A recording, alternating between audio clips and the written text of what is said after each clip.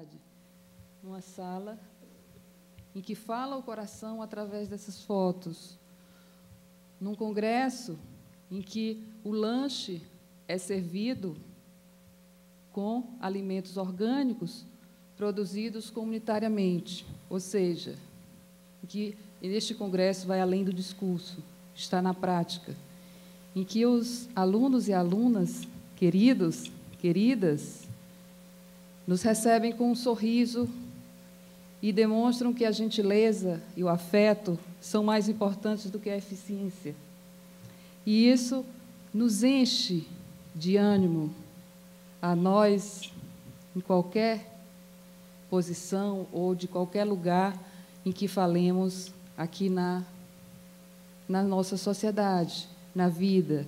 Então, professor Marés, eu lhe disse ontem, eu me sinto aqui na minha praia, cercado de araucárias. Por quê? Porque eu tenho falado muito sobre esse tema. Qual é o tema de que vou falar?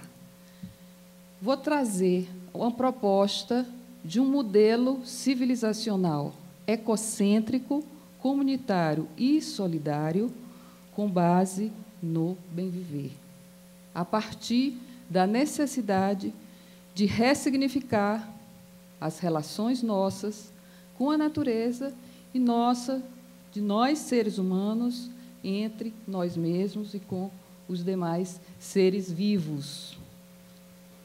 E tenho peregrinado pelo mundo afora, seja como professora, seja como xamã, como diz o professor Marés, levando esse meu grito, e às vezes me sinto uma voz solitária no deserto. Elegi como metas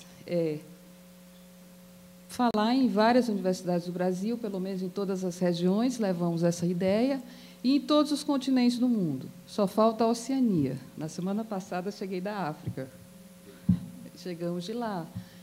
E tive a satisfação, o tema que eu falo é sobre os direitos de Pachamama e o bem-viver, de ouvir das batucadeiras uma canção de louvores a Pachamama.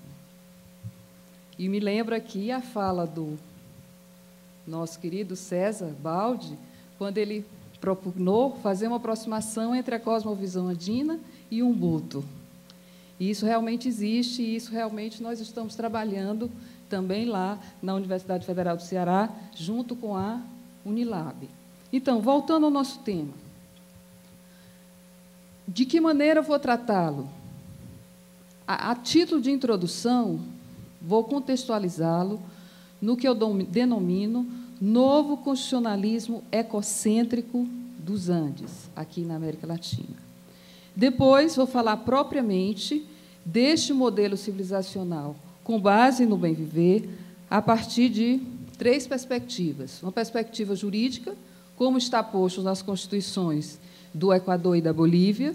Depois, também, ainda sob o aspecto jurídico, mas para além dele, sobre a reformulação teórica dessa noção conceitual.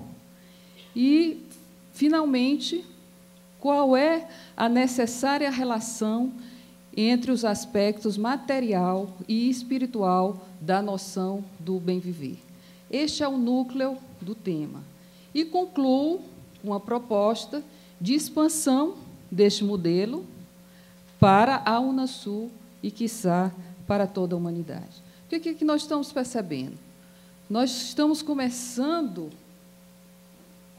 estamos testemunhando o início, o delineamento dos Andes dessa nova proposta orientada do bem-viver ou na cosmovisão andina, fundada em que compreensão?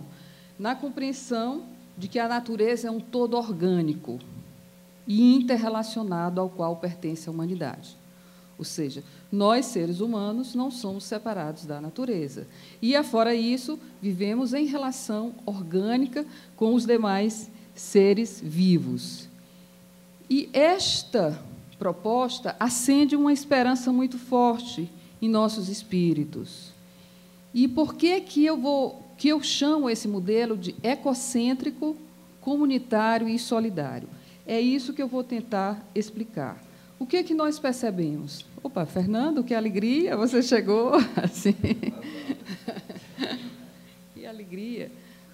o que nós percebemos? Nós percebemos que um dos traços desse constitucionalismo latino-americano é o ecocentrismo. Alguns denominam de biocentrismo. Eu passei vários anos refletindo até chegar a essa conclusão e vou dizer por que assim optei por denominar. Aqui nós ouvimos falar de descolonização, de movimentos emancipatórios, enfim, de câmbios muito profundos nas constituições da América Latina. E tudo isso, o que nós percebemos? Que se projetou nas constituições do Equador e da Bolívia. Que os povos que antes não eram ouvidos, ou que não eram sequer vistos, como foi comentado aqui em várias mesas, começaram a ser escutados. E os movimentos sociais é que deram a voz, ou pelo menos que ampliaram a voz desses povos originários.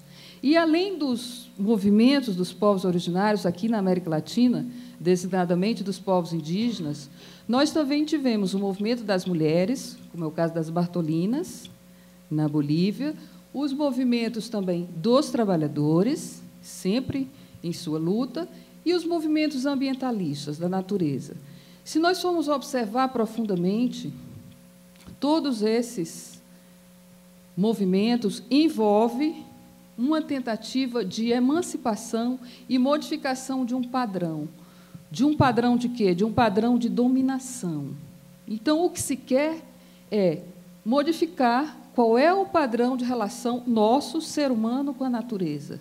Nós estamos satisfeitos com esse padrão de dominação? A natureza ser simplesmente um bem de produção, ser por nós apropriadas e ser por nós destruídas para a satisfação dos nossos desejos?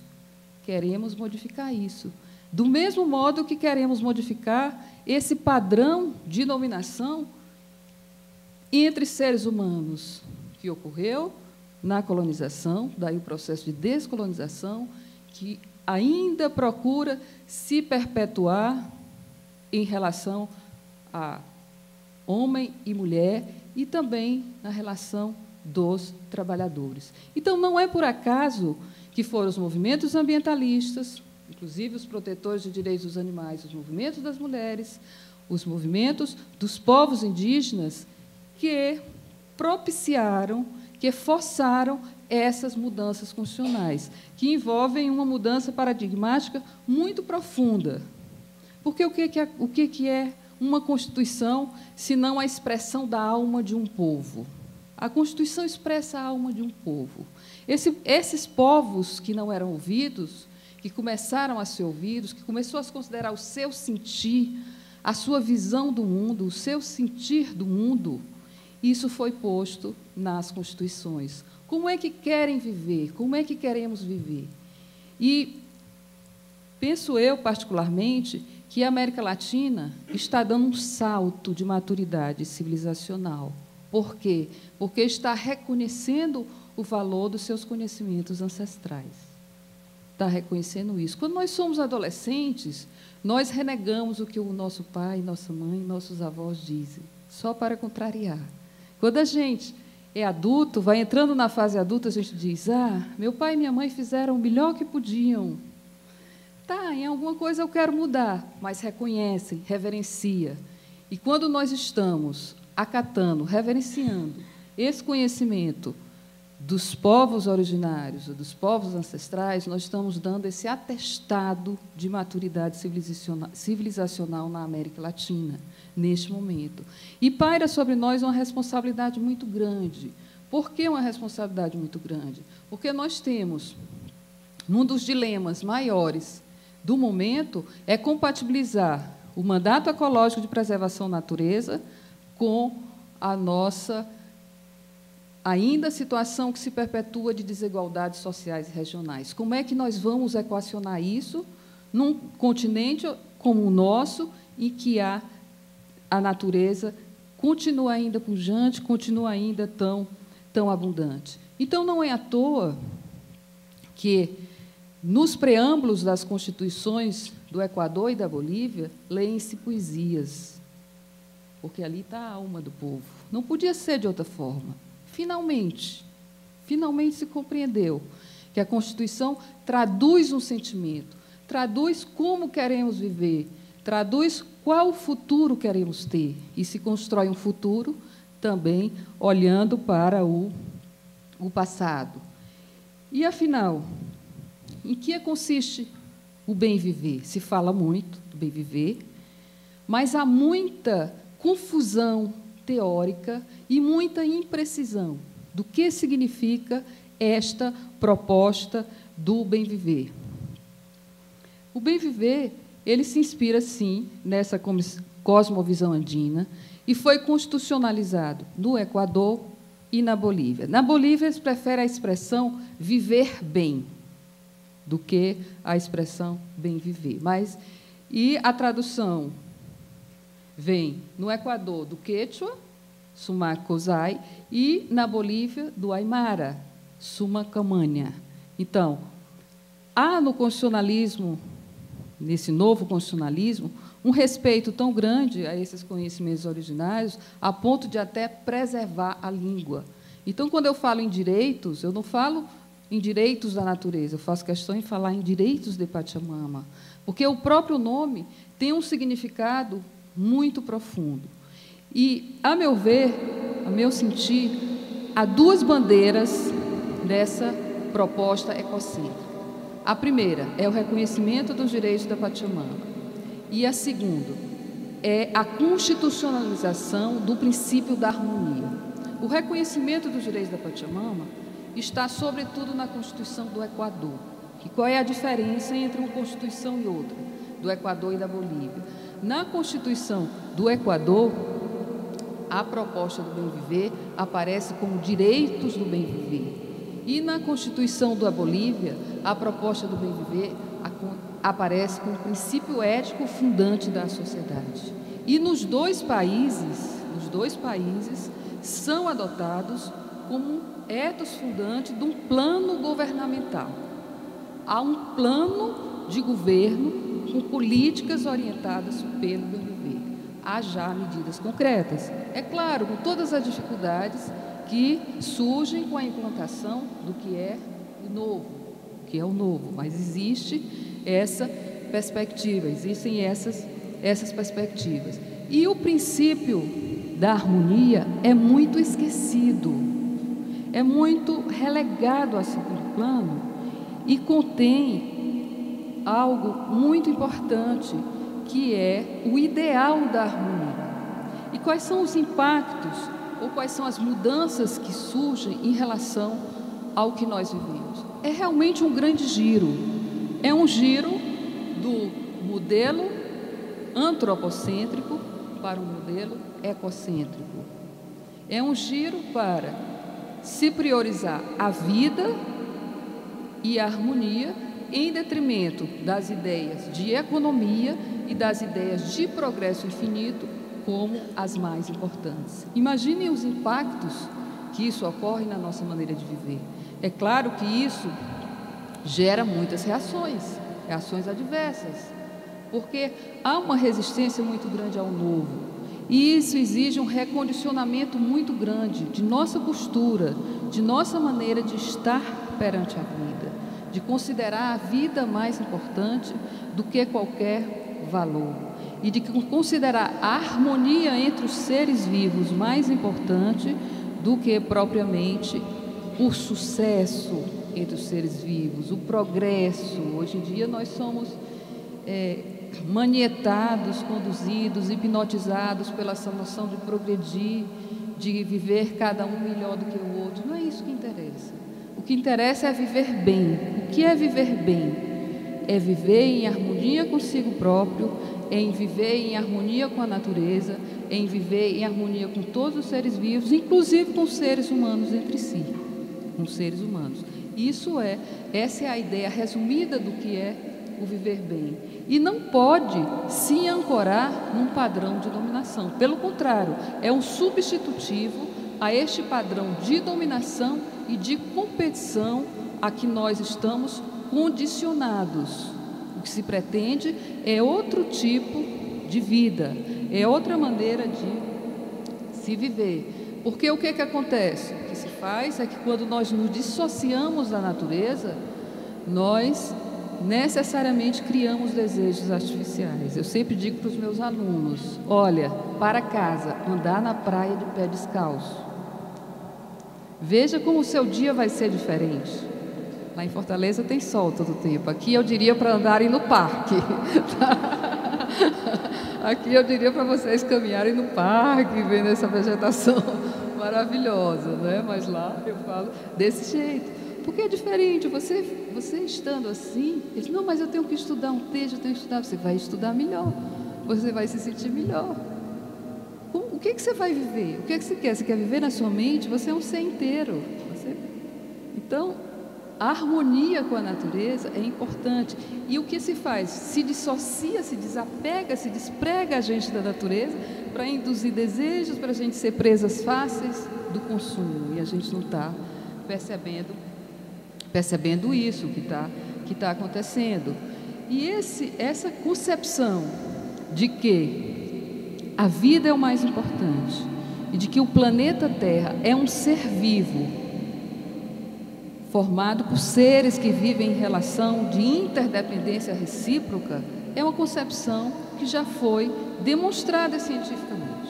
Há mais de 50 anos atrás, no século passado, James Lovelock, cientista britânico da NASA, assim o demonstrou e traz em seus livros o alerta final, fala sobre, recomendo a leitura desse livro, a lucidez com que ele nos alerta das dificuldades ou das ameaças o que a humanidade passa por conta da sua insensibilidade, por conta da sua maneira de se relacionar com a natureza, de não perceber que é parte, enfim, da natureza. Então, os cientistas vêm alertando, os filósofos vêm alertando, e nós do direito, como sempre, a gente perde o bonde da história. O que nós estamos fazendo? Mas no Equador e na Bolívia, não. Estão fazendo alguma coisa. É quem tem coragem de estar fazendo alguma coisa. É quem tem coragem de propor uma mudança, um modelo, inclusive um plano de governo orientado por outros princípios. O valor da vida e o valor da harmonia entre os seres. Sujeita a todas as críticas, inclusive críticas não apenas do governo, mas também dos teóricos que tratam da matéria. E o Eugênio Zaffaroni, argentino, da Corte Constitucional lá da Argentina, eu gosto muito de citar num texto que ele tem, Pachamama e El Humano, que ele diz, olha, os séculos, quase 5 séculos de dominação, não foram suficientes para matar esse espírito da América Latina, de culto à natureza, à Mãe Terra, e também do ideal de harmonia.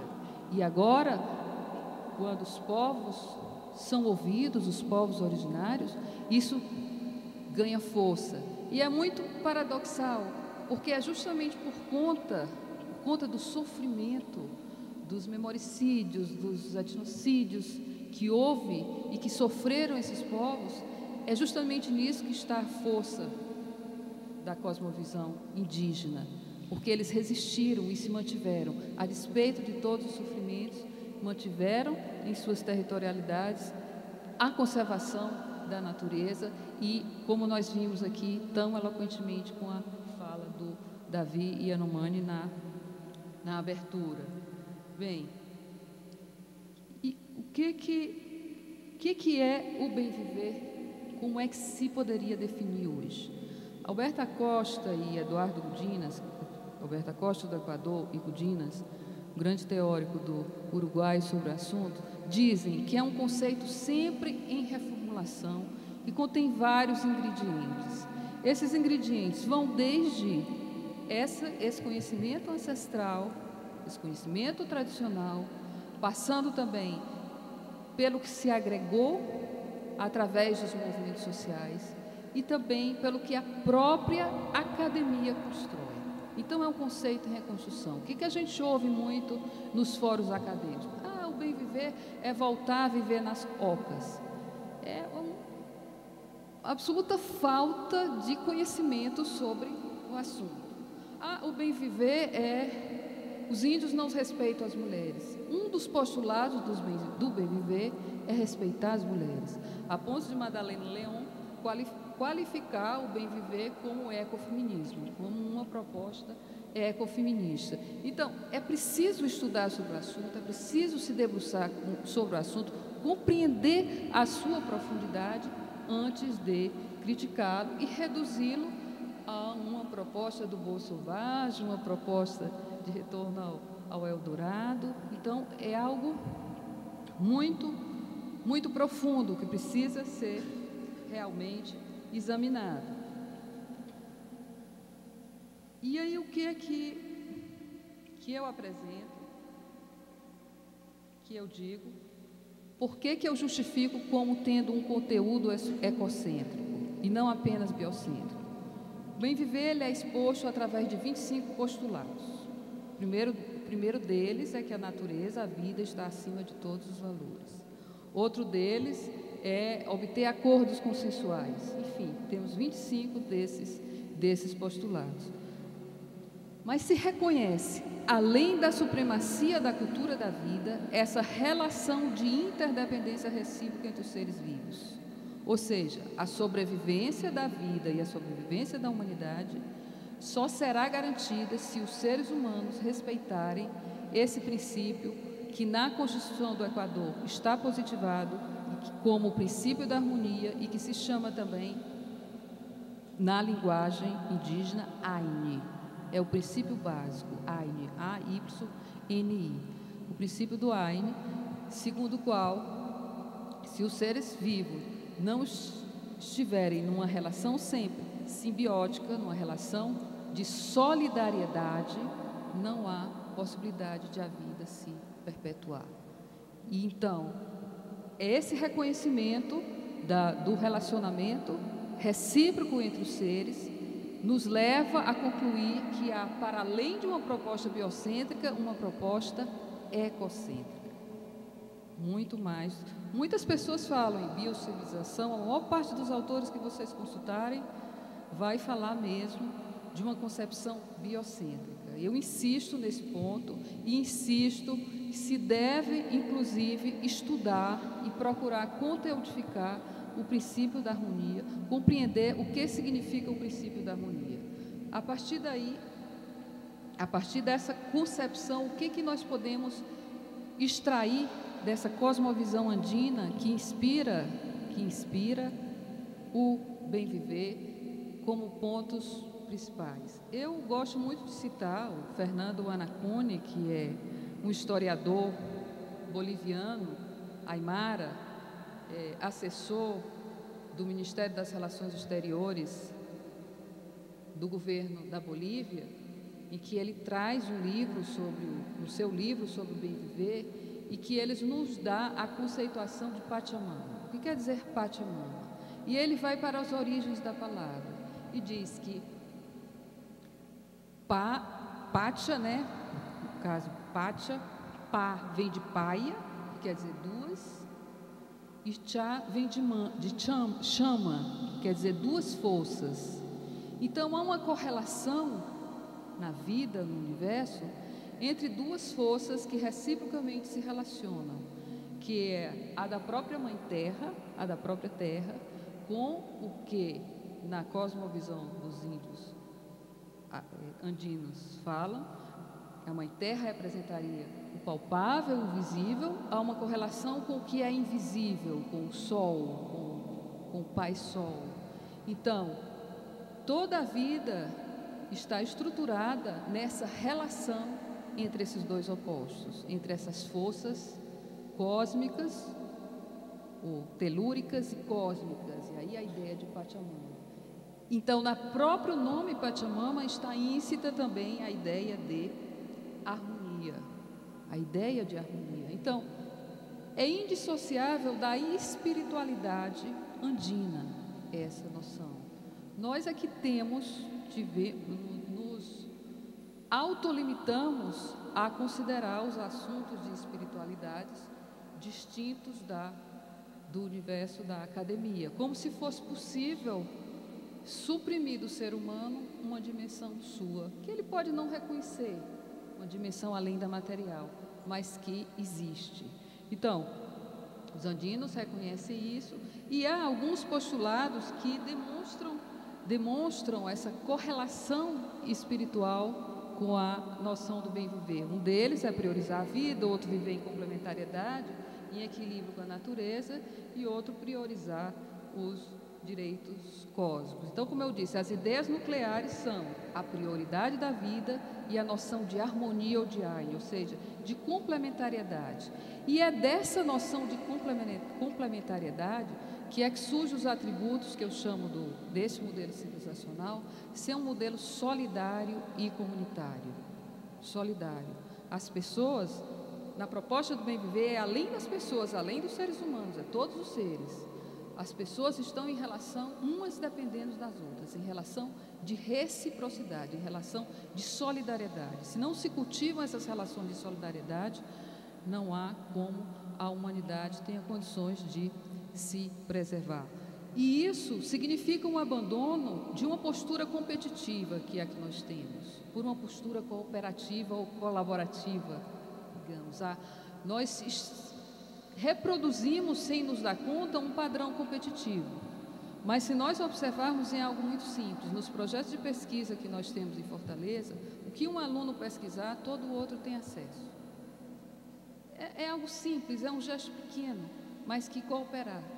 Ganham todos, mas a gente tende inercialmente a reproduzir um valor de competição, acreditando que vence quem é o mais esperto, vence, enfim, quem é mais competitivo. Quando, na verdade, a história e a ciência já demonstrou que é o parâmetro de cooperação que permite que a humanidade sobreviva.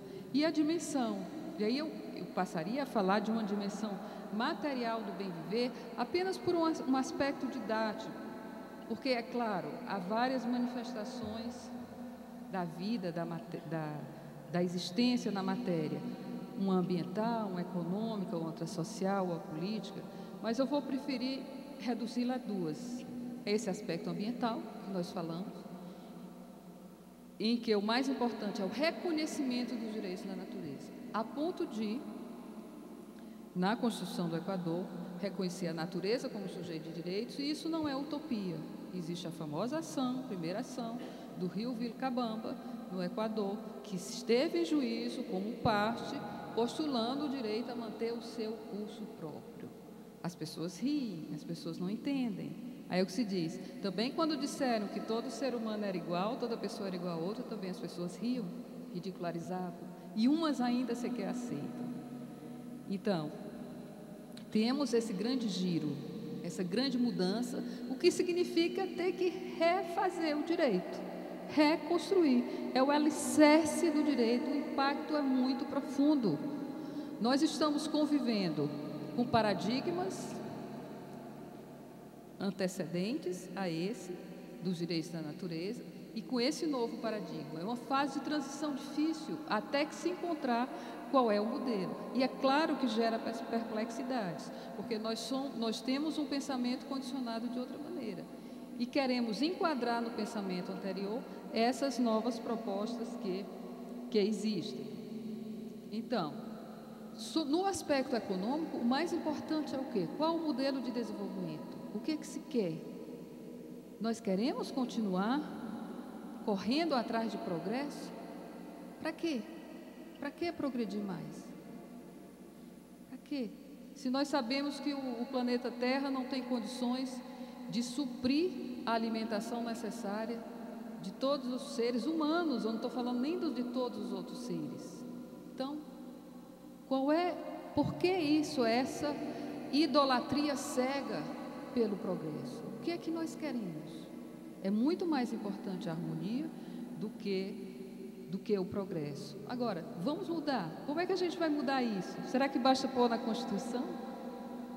É na nossa vida, é no nosso dia a dia, é trazendo comida orgânica. Não é de outra forma, não.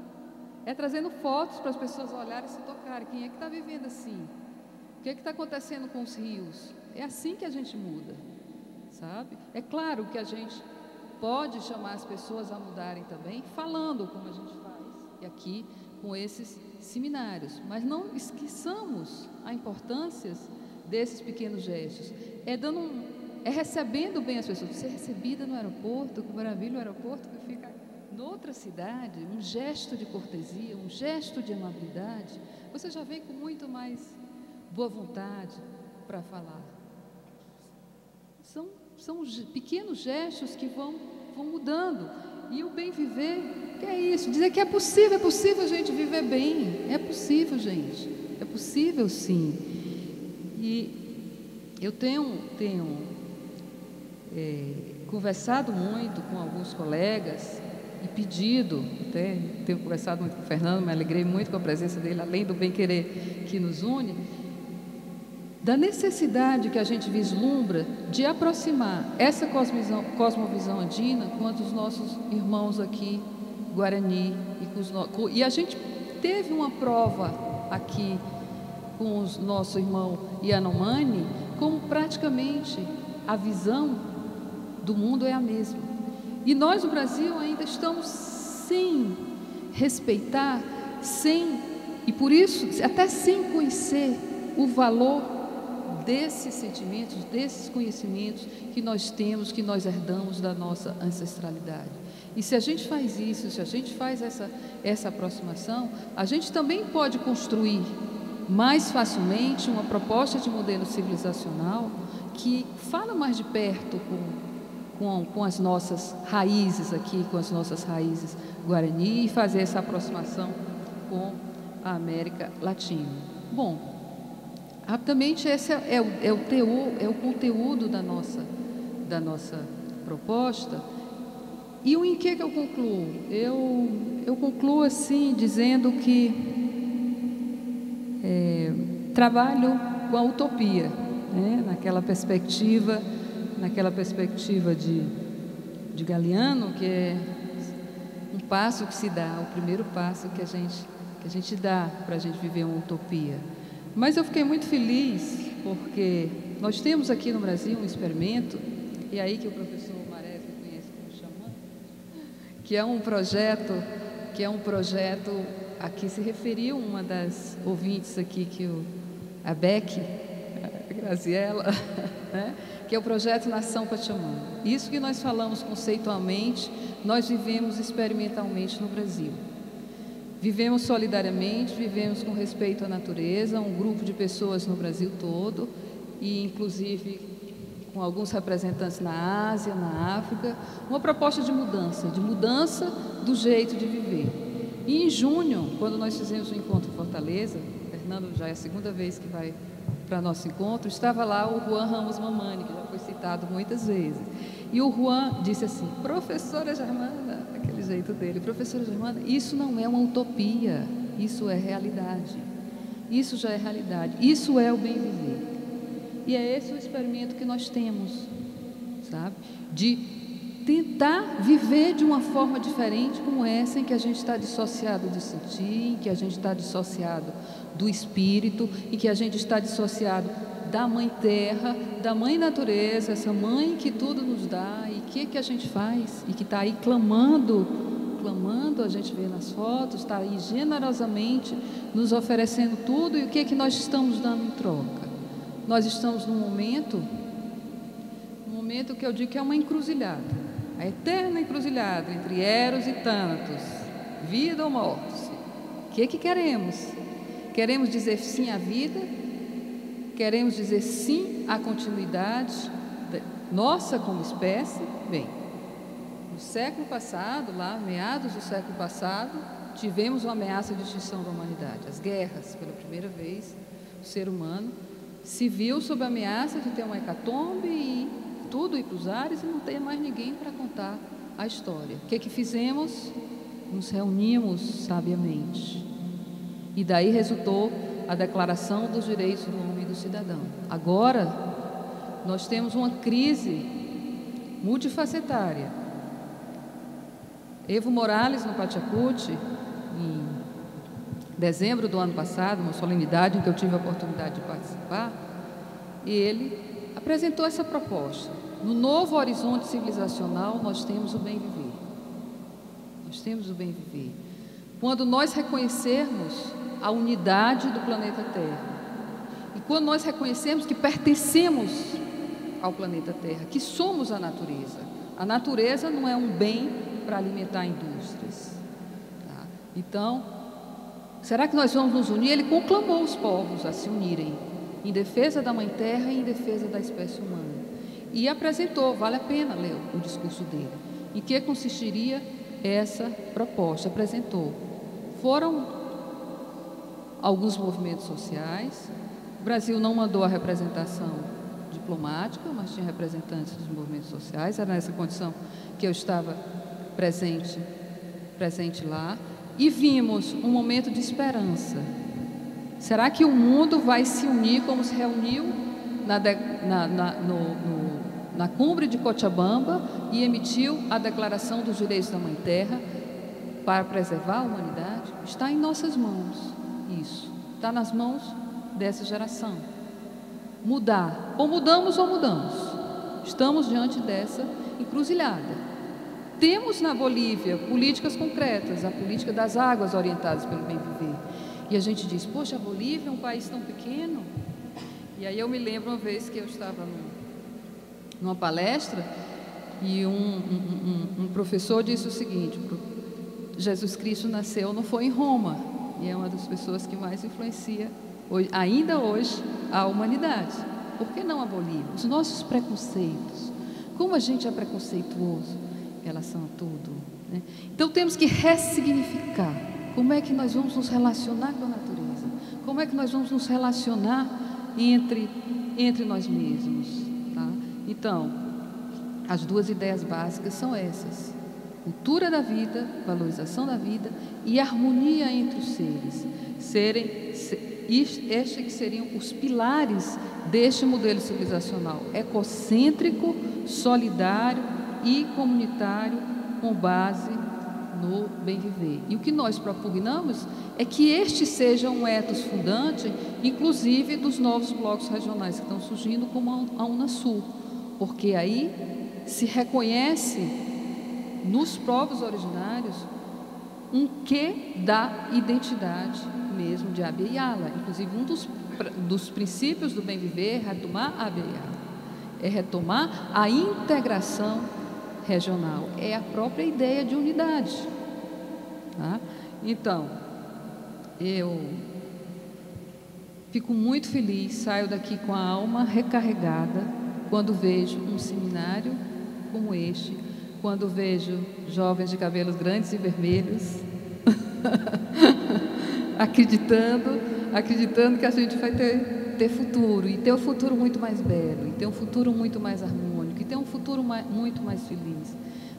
Não nos esqueçamos, a gente está aqui para viver, a gente está aqui para viver bem, tá? E professor Marés, realmente sou muito grata de tê-lo conhecido, de ter incentivado a eu tratar dessa forma, da forma quase xamânica, digamos assim, mais acadêmica do que xamânica.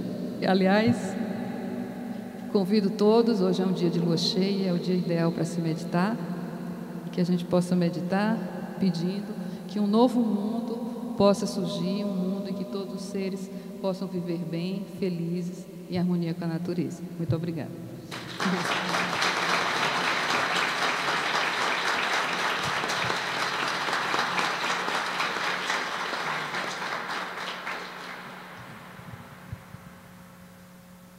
Professora Germana, muito obrigado pela sua exposição xamânica.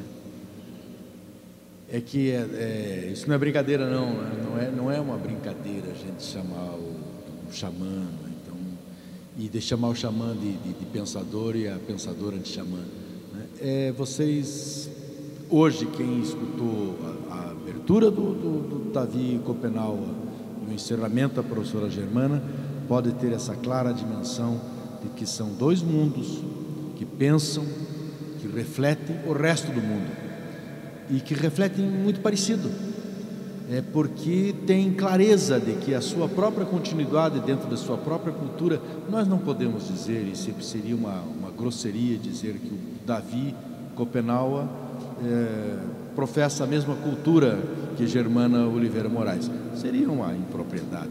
Entretanto, a partir de duas culturas completamente diferentes, tão diferentes, nós temos um pensamento que é um pensamento de perspectiva de continuidade da humanidade. E, curiosamente, se vocês repararem, esses dois pensamentos que se encontram, essas duas ideias, esses dois ideários, essas duas visões de mundo, essas duas cosmovisões tão diferentes, se encontram em alguns pontos. Vocês vão encontrar na conferência do pensador Yanomami a cooperação, o equilíbrio e a harmonia. Essas três palavras, como se fossem três palavras-chaves, que tem um contraponto numa proposta civilizatória reducionista, que é exatamente a competição, a igualdade e a liberdade. É ruim a competição, a igualdade e a liberdade? Não, elas são coisas que estão na natureza também. Mas elas, quando se contrapõem à cooperação, ao equilíbrio e à harmonia, se completam. Porque não há, é evidente que na natureza os seres, a vida compete permanentemente. Há uma competição permanente na natureza, mas essa competição é também motivada, completada e facilitada pela cooperação. É evidente que a igualdade é um processo absolutamente necessário, não só nas sociedades humanas, mas também estendido isso para a natureza. Mas a igualdade se completa se tiver dentro dela um equilíbrio, porque para viver é necessário morrer. Não há sustentabilidade permanente da vida de um ser, ao contrário, a própria sustentabilidade de toda a vida depende do fenecimento de algumas vidas, e isso é possível com harmonia. E também a liberdade que nós tanto prezamos, tanto queremos e pela qual tanto a humanidade lutou, não há de ser uma liberdade individual humana, mas uma liberdade da natureza. A liberdade do rio continuar correndo, das aves continuarem voando, dos animais continuarem caçando, matando para viver.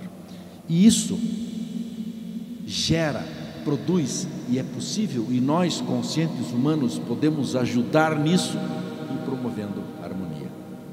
Por isso o pensamento nosso, do lado de cá, ocidental, branco, há de ser um pensamento modificado por esses preceitos. Do lado de lá, já eram assim.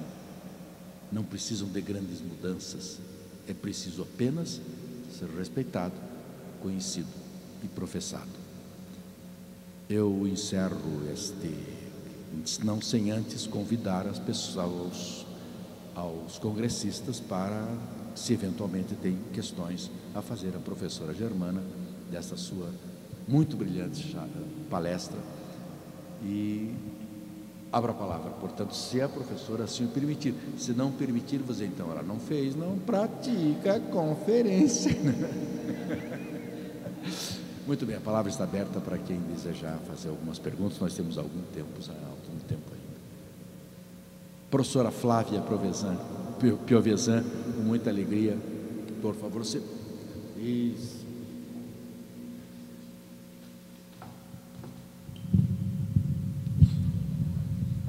Não, ela pode trazer aí ou não? Não chega. Não chega. Não faz mal, é bom que todos te vejam, Flávia, isso é um prazer também. Deixa eu deixar aqui. Então, uma boa noite a todos e a todas. Eu gostaria de dizer que estou encantada, professora Germana, pela sua tão bela, inspiradora e fascinante exposição. Eu teria 3 perguntas. A primeira delas, na sua fala, você foca 3 movimentos ambientalistas, o movimento de mulheres e dos povos indígenas, como os movimentos que propiciaram o direito ao bem viver e que demarcaram essa cosmovisão andina. As constituições do Equador e Bolívia, se não me engano, 2008 e 2009, são bastante recentes, e eu queria, se fosse possível, ouvir mais a respeito desses bastidores, do direito à voz, do protagonismo, como é que foi essa rede, essa movimentação, essa dinâmica que permitiu este avanço, na medida em que, como você tão bem coloca, há esse novo constitucionalismo andino que expressa essa espiritualidade, essa cosmovisão. Então, essa seria a primeira pergunta, quer dizer, qual foi o contexto? Como entender? Houve diálogo entre esses dois contextos? Houve algum fator específico que viabilizou isso há 4 anos atrás, 2008, 2009? A segunda pergunta tem a ver com a jurisprudência. Você citou um caso que trazia justamente essa visão da natureza como sujeito de direitos. Eu trabalho muito a jurisprudência do sistema regional interamericano, até era esse que nós estávamos discutindo na nossa aula, e há todo um legado jurisprudencial da Corte Interamericana com relação ao reconhecimento da identidade cultural dos povos indígenas, que capta a cosmovisão desses povos, que ressignifica o direito de propriedade, captando a propriedade coletiva, que a relação dos povos indígenas com a terra é uma relação totalmente diversa, não baseada em possessão, né, mas de pertença, em suma de respeito. E até o sistema africano se nutre do sistema interamericano desses casos, quando lida com alguns casos. É muito interessante o caso da comunidade Ndorá e tal. Então, eu queria também conhecer mais, em suma, se há outros legados jurisprudenciais na Bolívia, Equador, casos emblemáticos que aplicam a visão ao direito ao bem viver, ou o princípio do bem viver, e a visão de que a natureza é sujeito de direitos. E eu digo isso porque, vindo da área de direitos humanos, e claro, sempre buscando diálogo frutífero, é muito instigante verificar, quer dizer, esses valores, harmonia, solidariedade, a visão comunitarista, a cultura da vida, porque na linha mais ocidentalizada dos direitos humanos, todo o aporte da fundamentação ética está na dignidade humana, ainda numa visão que eu diria que se pauta pelo individualismo, pela autonomia, pela liberdade, pela autodeterminação, ainda que na visão africana haja a visão mais coletivista ali presente. Então, queria ouvi-la sobre a jurisprudência e a sua última parte, a questão da expansão desse projeto, como nas suas andanças, o professor Marés também, em suma, é um visionário aqui, quem abre todo esse campo de pesquisa, que encanta os alunos e tudo, como tem se dado o diálogo, o impacto desta visão andina na região, né, a sua proposta de que a Unasul, o Mercosul, em suma, esses blocos possam se inspirar nessa principiologia, como a professora Germana avalia essa questão do diálogo e do impacto da emergência desse novo paradigma. Então, muito obrigada, queria agradecer realmente o prazer de estar aqui, o presente de estar aqui nessa noite e cumprimentar o professor Marés pela iniciativa, os alunos, né? Muito obrigada. Muito bem, querida Flávia, alegria enorme revê-la depois de tanto tempo, enfim, nos reencontramos. E sobre as 3 perguntas. Primeiro, em relação aos movimentos sociais, eu não participei, não vivi essa realidade. O que eu acompanhei foi através dos anais das constituintes e através dos depoimentos dos professores, amigos nossos que tiveram algumas experiências, e propriamente os antropólogos teriam mais a dizer que eu. O que me impressionou, cada vez mais eu tenho assumido uma postura pós-crítica no direito. Acho que a gente tem que viver para falar. É mais importante até do que ler para falar. Então, e mais do que criticar, a gente deve oferecer alternativas. Então, o que eu posso falar é que me impressionou muito a pujança dos movimentos sociais da Bolívia, quando eu estive no evento do chamado Pachacuti, no solstício de dezembro do ano passado. Por exemplo, a presença das Bartolinas, as Bartolinas cisas, que representam o movimento feminista na Bolívia, das Bartolinas. as mulheres com sua força, a ponto de até emblematicamente a presidente da Assembleia Constituinte da Bolívia ter sido uma mulher indígena. Isso tem uma força simbólica muito forte. É claro que isso foi resultado de uma pactuação, de uma negociação. Quanto à questão dos ambientalistas também, sabemos da força a questão da preservação da natureza, ou da emancipação da natureza, propriamente, usaria esse termo, a emancipação da natureza do jugo humano, a expressão maior, isso eu sei pelas leituras, se deve aos movimentos dos defensores dos direitos dos animais. Eu trouxe esse tema, sobretudo, para demonstrar o ponto comum dos propósitos emancipatórios, ou seja, foram justamente aqueles sujeitos, entre os quais eu incluo a natureza, que foram objeto de dominação e são historicamente, que vinham sendo historicamente não ouvidos ou invisibilizados, que conseguiram ressurgir, ter voz e expressar a alma latino-americana ou a alma andina nessas constituições do Equador e da Bolívia. No segundo ponto, a jurisprudência. Essa é considerada a ação pioneira, a ação do chamado Rio Vilcabamba, no Equador. Nós temos aqui nosso amigo do Equador que chegou, que pode nos trazer alguma informação a mais. Nós tivemos o Tribunal Constitucional do Equador do ano passado, estudando esse caso e outros dois mais que tratam desse assunto. O ineditismo está no fato de ser o próprio rio que é a parte.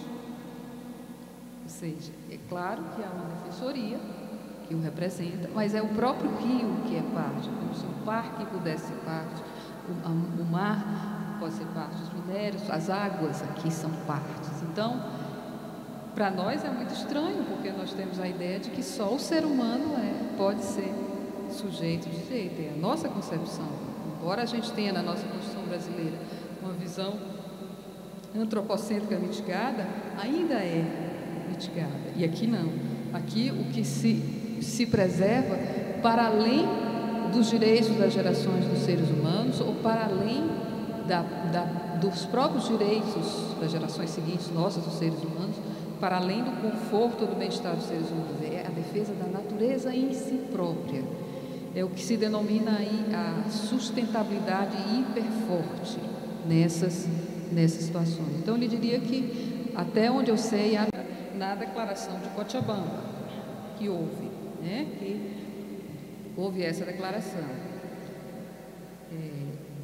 Quanto ao aspecto dos impactos, boa parte desse desencanto a que eu me referi no começo da palestra se deve porque muitas vezes a gente sequer é ouvido. E o dissabor é maior quando é entre nós, colegas. Por isso que me rejubila mesmo, me enche de contentamento da alma encontrar um fórum como esse, em que nós somos ouvidos, em que desperta o interesse da pessoa, em que pessoas da autoridade acadêmica do professor Marés, da professora Flávia, se interessam por temas como esse. As pessoas sequer querem ouvir, não querem abandonar o seu modo de pensamento. Há uma inércia. Nós comentávamos ontem com o professor Marés que o pior colonialismo que tem é o mental. Então, nós precisamos demolir muros, e os muros invisíveis são os mais difíceis de serem demolidos, e esses nós temos. Então, muitas vezes colegas estão aqui conosco e estão rindo, sabe? O primeiro lugar em que eu falei fora do Brasil sobre esse assunto foi na Sorbonne. Então, gente, eu acho que o Descartes ficou assim, né? Se mexendo no túmulo. Mas eu tive um respeito muito profundo das pessoas que me ouviram. Disseram, é outra visão do mundo, nós não podemos concordar, mas é outra visão do mundo. A última foi nos Estados Unidos, aí vocês imaginam, em Washington. A última não, a penúltima, a última foi na África. Em Washington. Na África saíram cantando louvor a Pachamama, então já as diferenças. Outra vez eu falei num fórum internacional em Seul e fiquei gratificada, porque muitas pessoas gostaram e começaram até a me chamar de doutora Pachamama. e fiquei muito gratificada. Mas a gente encontra, assim, as mais diversas reações, e normalmente são reações adversas. Seja por preconceito contra o que é assunto da América Latina, até porque nós, o pensamento brasileiro, foi condicionado por uma geopolítica estratégica de Golbery de Couto e Silva a ficar de costas viradas para a América Latina, e nós tendemos a não valorizar o que seja próprio nosso aqui, a valorizar mais a cultura eurocêntrica ou a cultura norte-americana, e é isso que o novo constitucionalismo latino-americano traz também, essa ruptura parcial com esses outros padrões e o resgate da nossa cultura ancestral. Daí a importância dessas mudanças paradigmáticas dessas constituições, porque são mais do que uma mudança, é uma revolução paradigmática, é uma revolução do agir, é mais do que uma revolução jurídica. Então, quanto a essa proposta de expansionismo para a Unasul e para a humanidade, eu fico feliz quando encontro alguns colegas, a estatura, por exemplo, do Antônio Carlos Volkmann, que é nosso parceiro também, de ter prontamente acatado essa nossa ideia, e nós fazemos um grupo de pesquisa em que nós estamos trabalhando essa possibilidade, inclusive para fazer uma proposta concreta. Se vai frutificar, tenho certeza que não colherei frutos durante essa existência. Tenho certeza.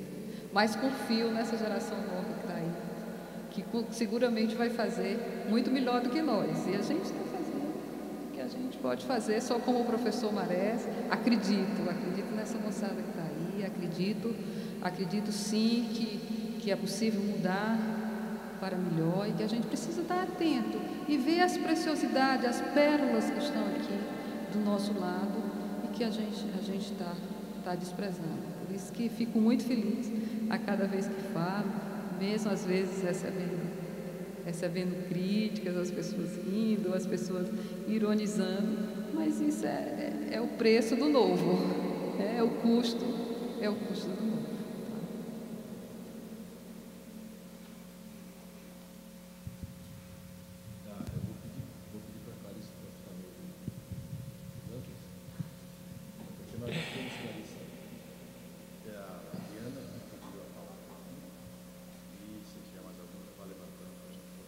Tá bom. Bom, eu sou Iván Castro, ecuatoriano, e cumprimento a professora Germana por esta importante palestra. Me sinto muito honrado, não? E muito orgulhoso que você fale da filosofia do bom viver neste importante encontro. Mas também quero destacar que toda esta proposta de bom viver e do atual governo que a gente tem como antesala lutas muito longas, muito prolongadas dos diferentes movimentos sociais, sobretudo dos sectores indígenas, e que teve sua máxima expressão no ano 2005 com a Revolução dos Foragidos, que teve como uma filosofia o fora todos, não? Fora todos. Então tínhamos que mudar o país, tínhamos que refundar o país. Então daí surge o movimento político Aliança País, liderado pelo nosso presidente, que eu falo com muito orgulho, Rafael Correa Delgado. Então, mas eu acho que tudo isto é fruto também, produto de que o nosso presidente, o Movimento País, tem um projeto político. E graças a esse projeto país, porque não é somente um projeto de mudança de um governo para outro, sino um projeto país de longo prazo. Então, graças a esse novo projeto, então temos essa nova Constituição e já vamos pelo segundo plano nacional de desenvolvimento, que nós sempre trabalhamos com a questão de identidade. Não é um plano solamente 2009, 2014 e agora estamos no plano 2013, 2017. Então, que eu faço a entrega de um CD para a professora Germani.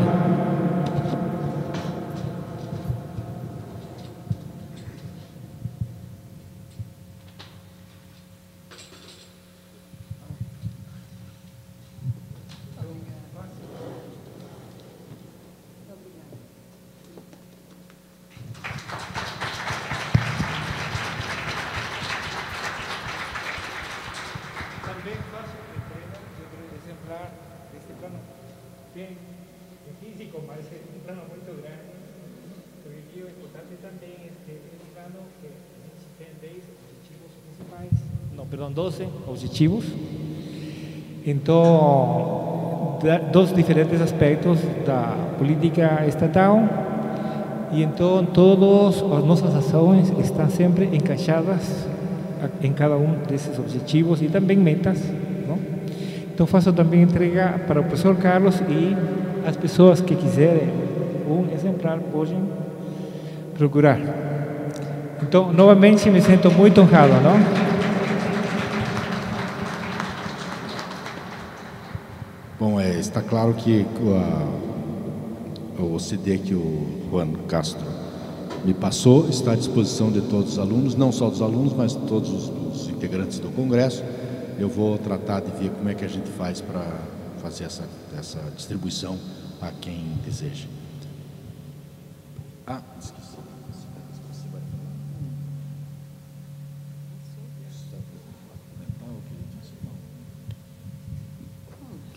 Com profunda gratidão por receber aqui o Plano Nacional do Bem Viver, de 2013 e 2016. E para a gente ver que isso é real. Isso é real. A mudança já existe, né? E o que nós no Brasil estamos fazendo? Fica isso. Para nós brasileiros soa estranho, mas é que vejo uma diferença. Nós acabamos de receber, muito obrigado, João, o Plano Nacional de Buen Vivir, 2013 e 2017. Vídeo Sistema Nacional de Informação, SNI. Quando nós falamos aqui no Brasil SNI, é de tristíssima memória. Muito obrigado.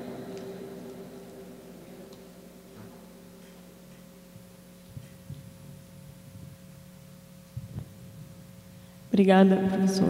A gente fica até tímido, né, para vir aqui trazer alguma questão, mas é um momento, é uma oportunidade de estar escutando mais um pouquinho a professora Germana. Em relação ao princípio de harmonia, eu estive na Bolívia mês passado, final de julho, início de agosto, num projeto de pesquisa coordenado pelo professor Joaquim Shiraishi. A gente teve a oportunidade de estar no Tribunal Constitucional Plurinacional, no Tribunal Agroambiental, em Sucre. Eu visitei o Ministério do Meio Ambiente e Águas, em La Paz. Falei, agora eu quero escutar o movimento social. Eu fui para Cochabamba, que estava acontecendo lá com o Breanta Imperialista, que é pelo episódio do atentado ao voo do Evo Morales. Então, o que eu senti?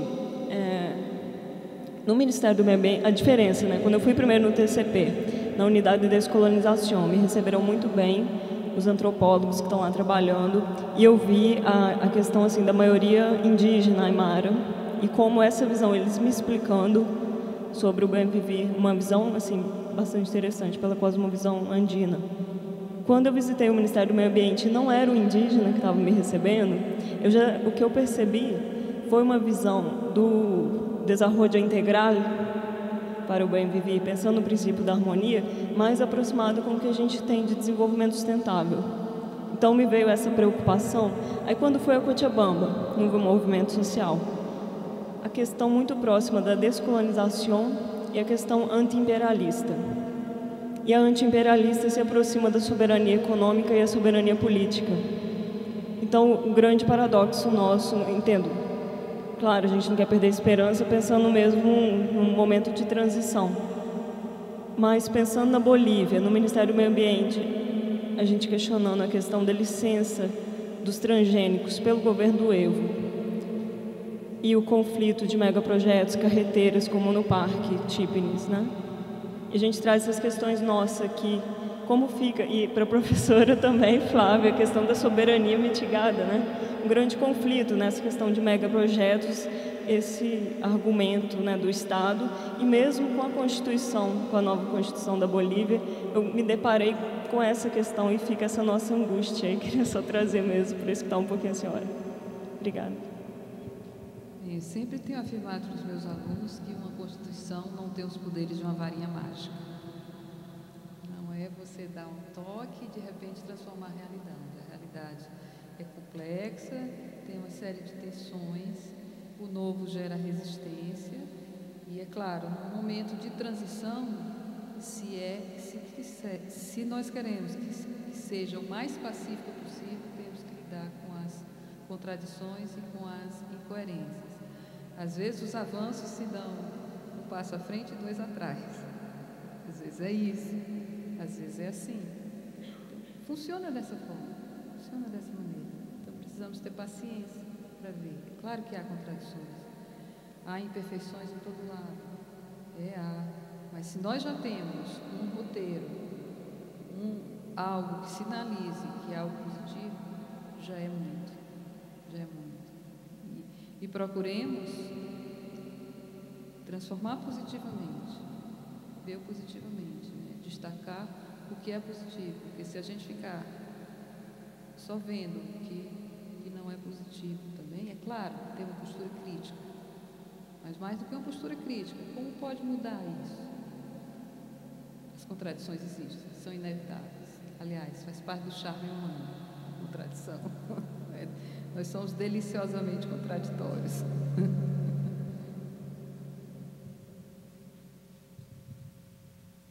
Se tem mais alguma questão a ser formulada, ainda temos um tempo. Se não, não. Então, temos tempo, teremos muito tempo daqui para frente ainda. Olha, eu então vou encerrar essa nossa mesa e o Congresso, o 4º Congresso de Direito Ambiental, Brasileiro de Direito Ambiental, e quero aqui fazer alguns agradecimentos.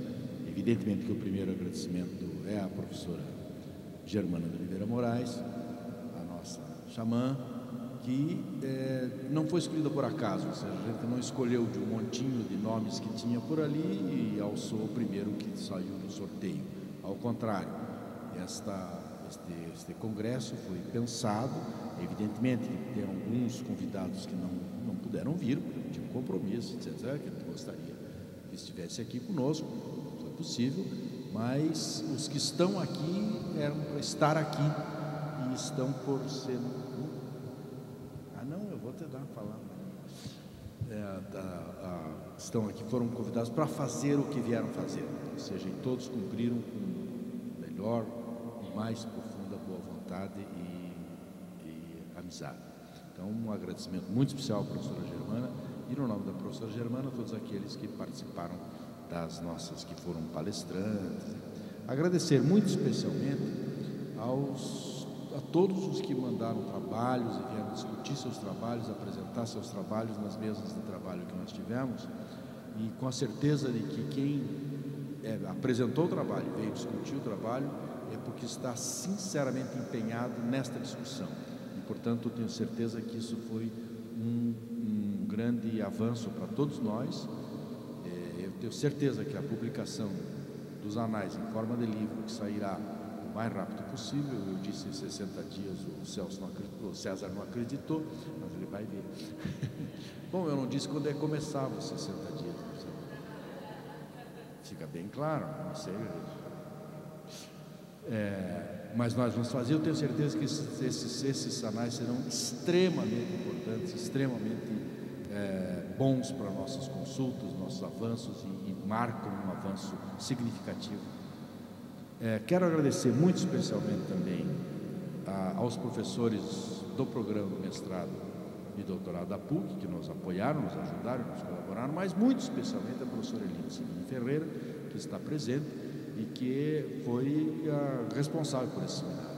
Eu fico aqui me mostrando, me fingindo de importante, mas na verdade este congresso ele se realizou, não é este é o 4º, é o 3º, o 2º e o 1º, mas principalmente o 3º, o 2º, o 3º e o 4º, porque a professora Eline estava à frente, porque eu sou um fracasso para organizar essas coisas, e a professora Eline é quem consegue fazer com que as coisas aconteçam, dirigir a equipe.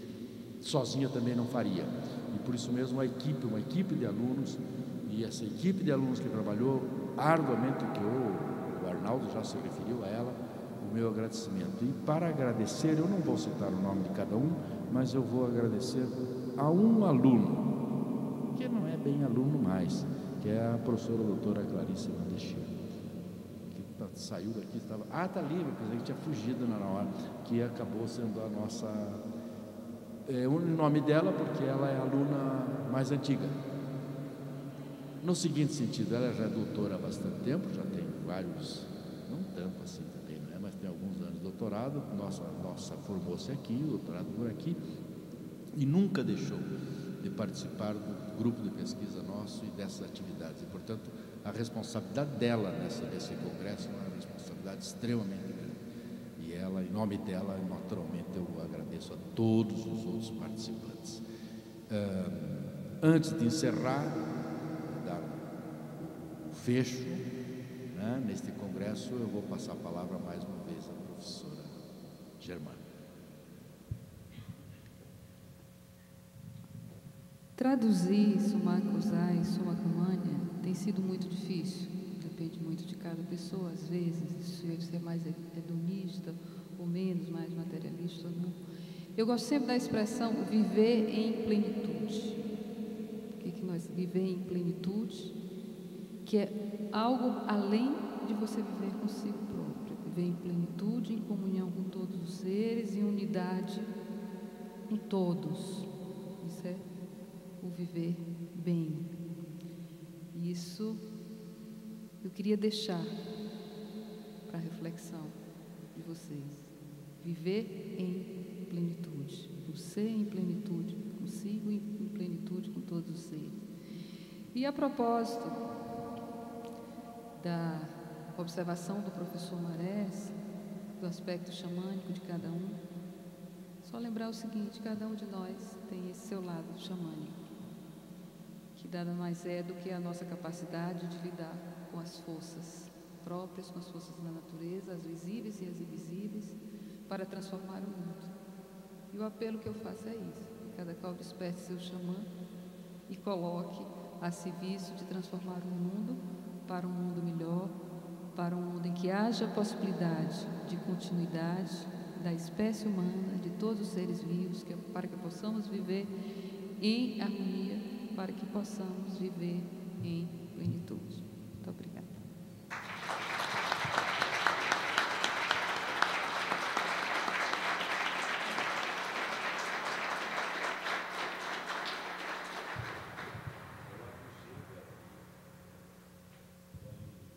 A Luli não está. Hoje não está.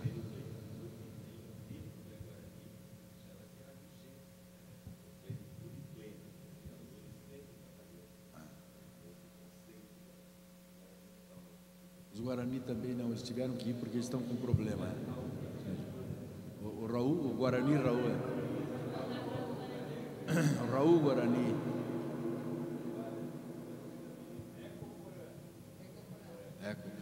Nós hoje estamos, nesse momento, estamos com falta de Guarani, porque o Guarani, o outro Guarani, que não é Guarani, também foi embora, que é o Arnaldo, que sempre nos faz a saudação em Guarani. Hoje nós não podemos fazer a saudação em Guarani por falta do Arnaldo e dos Guarani que tiveram que sair. E a Luli, que infelizmente não veio hoje aqui. Muito bem. Eu dou, portanto, por encerrado o 4º Congresso Brasileiro de Direito Socioambiental e já os convido para o 5º Congresso, que será daqui a 2 anos. Tenho certeza que boa parte de vocês estarão aqui compartilhando conosco suas ideias, seus pensamentos, seus avanços nesses 2 anos de trabalho que vamos ter pela frente. Neste momento, convido a todos para, em harmonia, compartilhar os nossos bolinhos orgânicos. Muito obrigado a todos.